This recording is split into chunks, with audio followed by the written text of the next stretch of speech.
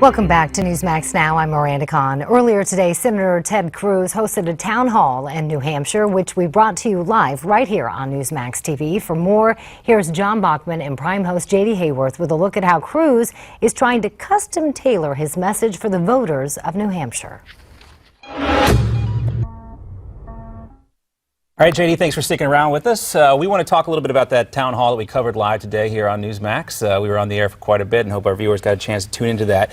But we want to look specifically about how Ted Cruz is trying to custom tailor his message to the voters of New Hampshire. And I thought one area that he tried to do this somewhat effectively today was when he was speaking about the NSA. Let's take a listen. How many of y'all have your cell phones with you? Let me ask you, please leave your cell phones on.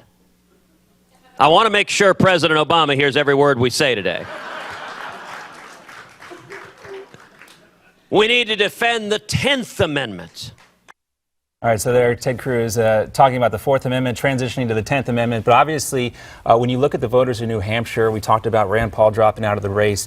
Ted Cruz, if there are any voters there to pick up, this is how you do it in New Hampshire, talking about these civil libertarian issues, correct? Well, sure. What you do is it's when you've been on the stump this long, it's almost as if you do a mental cut and paste. Right.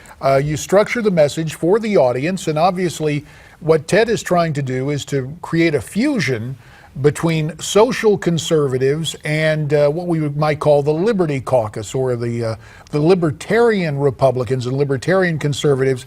That was the reference to the telephone, and it doesn't hurt, during the course of a town hall, to inject humor. And that's what we saw there from Ted. All right, another area where he's trying to do that, obviously he traded a lot on the evangelicals in Iowa to try and get their votes out to the polls. Different crowd in New Hampshire, but when you combine the word religious with the word liberty, you kind of hit the sweet spot. Let's take a listen to how he tried to do that.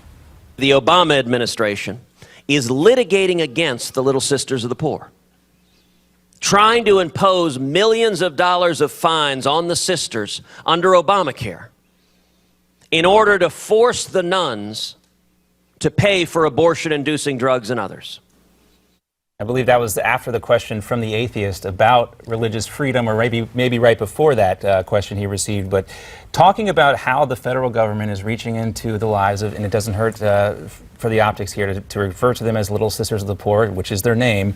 But again, he talks about how government intervention in medicine and religion, obviously that's something that the voters of New Hampshire want to hear about too. Well, as we just had the headline up at the bottom of the page there, what candidate wouldn't want to be seen saying, "I defend Little Sisters of the Poor"? Right. Yes, that happens to be the name of the religious order, but it really capitalizes on the notion that a smaller government, a conservative government, a government that loves the Constitution and loves liberty, would not dare infringe on religious rights. Now, one other note, John, you mentioned that during the course of this town hall, a gentleman who was a self-professed atheist came in. He expressed his disappointment with Marco Rubio. What surprised me, to a certain degree, was how Ted continued down a scripturally based line. When I used to get that question, I'd say, you know what, we are blessed to live in a country where we have the right to worship God according to the dictates of our own conscience, even if we choose not to worship him at all.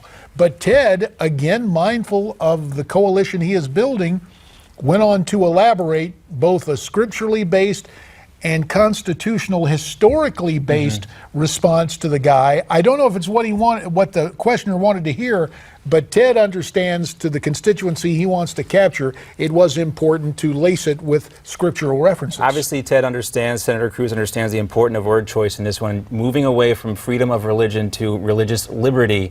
The voters in New Hampshire obviously love the word liberty. We have one more question, one more soundbite real quick, and we'll try to get 30 seconds of reaction on the back end. This is Cruz talking about Donald Trump. Donald Trump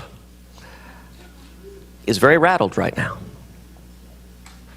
He told the entire world he was going to win Iowa, and then he didn't win. And his reaction is he got very angry. You know, he said, how stupid could the people of Iowa be? I assume the next question he's going to ask is, how stupid can the people of New Hampshire be?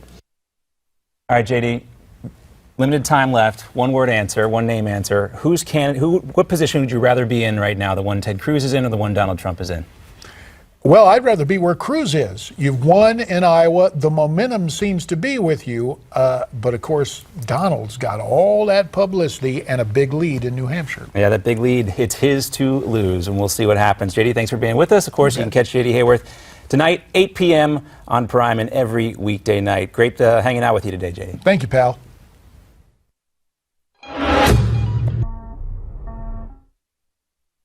Ted Cruz and Hillary Clinton were named the winners of Monday's Iowa caucuses. Cruz celebrated by giving a speech to his supporters, and Hillary celebrated by moving her stuff into the White House. All right, the best jokes from the late night comedians last night. Of course, you know those two are going to be involved. Plus, it's not too late to weigh in. Look forward to hearing from you at Newsmax Now on Twitter, newsmax.com/comments for email. Thanks.